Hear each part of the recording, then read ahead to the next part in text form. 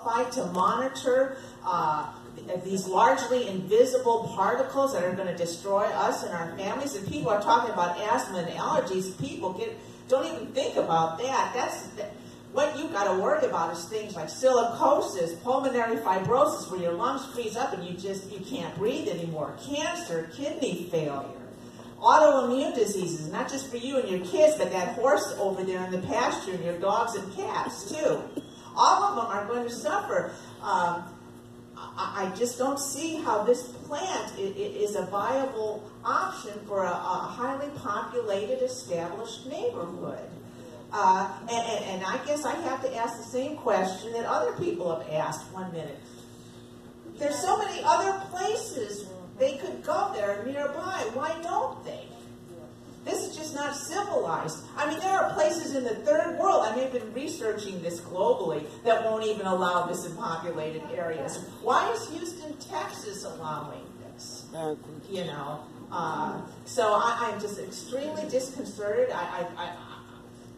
I just don't believe I've heard any answers that make me feel comfortable tonight. If anything, they've been incredibly evasive, lacking credibility, and again, I just want to say I have never seen in my life one of these plants or anything. I see the city of Houston who promises to dust down stuff on West 43rd when they were doing construction. You got that right. All I saw is houses enveloped in clouds of silica dust. The city of Houston workers don't even pay attention to these regulations. Why would a guy here who's a private businessman who wants to make money do the same? You tell me. I have never once seen anybody obey the rules. And I have seen tons of teardowns, believe me.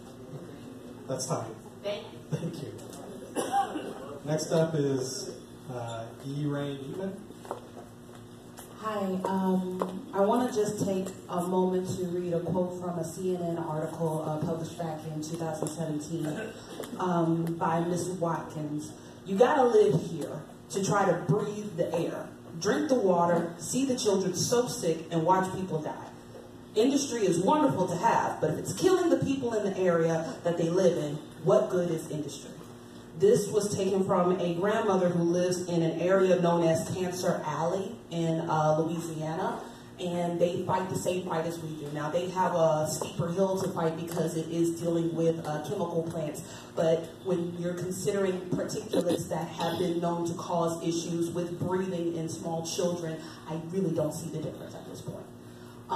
As a resident of Acres Home, it is a concern that permits like these can be given to cities on a broad spectrum. I've heard that these permits kind of look at Texas at large, and I would encourage your department, because I know you do great work. I know you partner with the citizens of Texas, and I know that you work very hard to make sure that everybody has an equal right to health. And I would challenge your department to look at better ways to accommodate cities rather than states at large, so that way issues like this can be managed on the city level rather than giving it a blanket statement as a state. Because as we have seen the progression of Houston, of Texas at large, it is becoming less and less rural and more suburbia, and there are people at stake.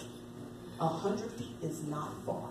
In fact, most land that is owned in Acres Home is more than 100 feet, to be completely honest.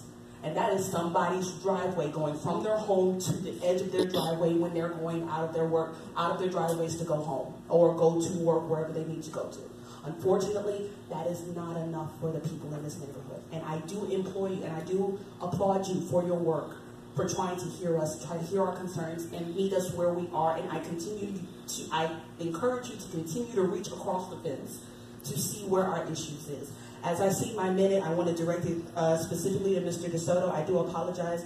My Spanish is not that great, and so I'm just going to, unfortunately, use Google, but no hay nada de malo en construir en el legado, pero no dañes de el nuestro en el proceso. There's no reason. We all want legacies in Acres Home. Acres Home is a promise of legacies. And we will continue to support you so long as you continue to support us. You've had several people here constantly give you several places where you can continue to build your legacy. And so long as we see that you're willing to reach across the aisle to us, we'll do the same for you, sir. Thank you. Thank you. Lauren Rowan.